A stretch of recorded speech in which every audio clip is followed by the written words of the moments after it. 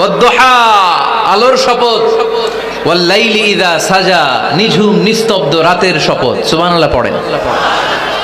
প্রথমে আল্লাহ দুইটা কসম কাটলেন। কয়টা? দুইটা। প্রথমে দোহা, প্রভাতের সূর্য কিরণের শপথ, আলোর শপথ। এরপরে অন্ধকারের শপথ কাটলেন। আলোর শপথ দিয়ে আল্লাহ তাআলা ওহী আশাকে বুঝালেন, আর অন্ধকারের শপথ দিয়ে আল্লাহ ওহী না আশাকে বুঝালেন। আল্লাহ বুঝাতে চাইলেন, নবী সব সময় আলো থাকলে ভাল লাগে না। 24 ঘন্টায় যদি সূর্যের আলো, এখনো সূর্যের আলো, সকালেও সূর্যের আলো, খালি আলো আর আলো, ভাল লাগবে? কথা বলেন না কেন? আবার 24 ঘন্টায় ঘুটঘুটে অন্ধকার, কোনো আলো টালো নাই, ভাল লাগবে? তার মানে জীবন চালাতে আলোরও দরকার, অন্ধকারেরও দরকার। বিশ্বনবীরে বুঝাতে চাইলেন, নবী ওহী আসা যেমনি দরকার, মাঝে মাঝে ওহী বন্ধ রেখে আপনার একটু বিশ্রাম দেওয়া দরকার। সুবহানাল্লাহ পড়েন। সরকারি চাকরি যারা করেন, সপ্তাহে কয়দিন জব করেন? জোরে বলেন।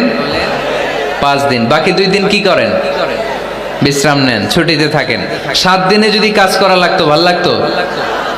কথা বলেন না কেন? ভাল লাগতো না। আবার 7 দিনে যদি ছুটি থাকতো, ভাল লাগতো না। তার মানে কাজেরও যেমনি দরকার, বিশ্রামেরও দরকার, ঠিক কিনা? আল্লাহ বুঝাতে চাইলেন, নবী কাফেরদের কথায় কান দিবেন না। ওরা বলে আমি আপনারে ভুলে গিয়েছি, না না, কশিন কালেও না। আমি আপনারে কেমন করে ভুলে যাই? আপনি আমার বন্ধু।